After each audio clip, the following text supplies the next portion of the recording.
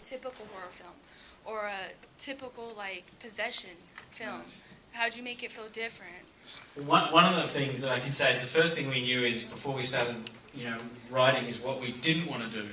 We kind of had a list of stuff because we watch so many horror films. We know all the crap, the stuff, the cliches, like the false scare, the fake scare when the... We hate fake scares. Yes. The cat jumping out of the closet. Yeah. Or if you ever see someone sitting in a car and there's a lot of room on this side of the frame, you're just waiting for someone to knock on the window. You forgot your credit card, man. And the orchestra goes, dun, and it's like, it's just a waste of energy for the audience. It's like, if you're going to have the violins go, dun, and scare the audience, have it be the bad guy tapping on the window. I hate the person backing down the hallway and bumping into their best friend. Dun, oh, dude, you scared me. It's like, don't do that.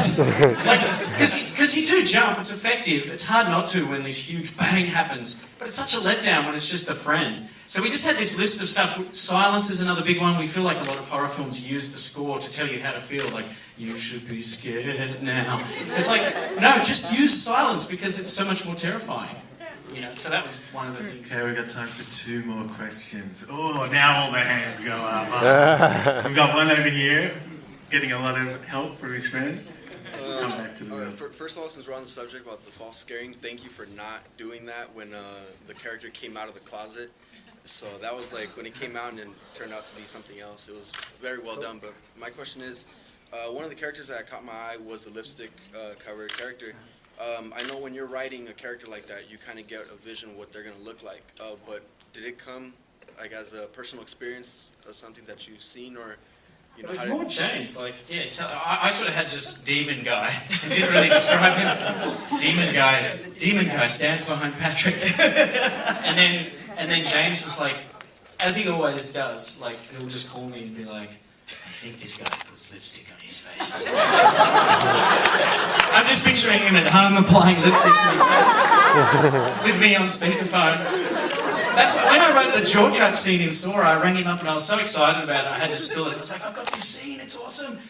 Usually I never want to share anything with James when I'm writing until I'm done. But I was halfway through the script and I was so proud of this scene, I called him and I was like, she wakes up and she's got this jaw trap on and there's a timer on it, and if she doesn't get the key out of this guy's stomach, she can't unlock it and take it off, it's going to be amazing. And James was just silent, and then he was like, it's a great scene. If we put a creepy doll in there, it's going to be perfect. And I was like, how's a creepy doll going to come into it? He's like, it'll just ride in on a tricycle.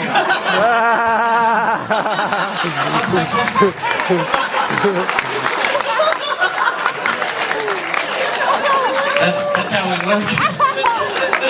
Exactly. That is how we work. I mean, that damn doll is now the face of the franchise. So say what you will. I think with the ghosts and the demons and the ghouls, because so much of this film is really my love for wanting to make an old-fashioned haunted house scary movie, an old-fashioned ghost movie, right? So everything about it, even the ghosts themselves, are dressed in period pieces.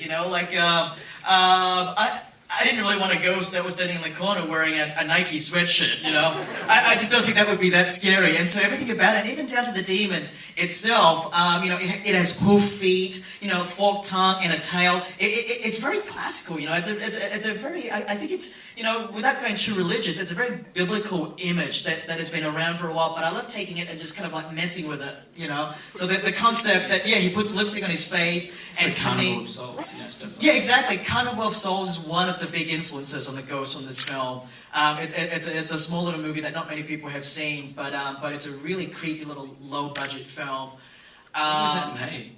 That was, I think, the early 60s, I think, if not late 50s. It was a black and white film. But no, definitely, I mean, one thing I do want to touch on that I didn't get the chance to touch on yet is the music design and the score for this film. Joe Bashara did an amazing job. And one of the things I want to say first is, I worked very close with Joe Bashara, and we wanted a score that was non-traditional. We didn't want a musical score. We wanted something that was extremely avant-garde and very, very jarring. So I really wanted to have the film play very quiet and just like bang, big piano bang or big violin shrieks. And because of that, I think that, it just sets the audience throughout the whole film just on edge. I want people watching this film to pop a Xanax at the end of the movie, just because it's so anxious. But here's the cool side note that is really cool. Joe Bishara, our composer, also plays the demon in the film. If you think about it, it is kind of bizarre to have the composer play the bad guy. It'd be like if John Williams played Darth Vader. It's like, tonight Darth Vader will be played by John Williams. But watching him walk out of makeup with the hooves on, and he was like, and Joe would go, "Hi, Lynn." I go, "What's going on?" There's Joe with hooves and with the fake eyeballs, and it was fantastic. Should we get someone from far back? Yeah, final question. There's a guy whose arm's about to fall off right in the middle. Yeah, that guy.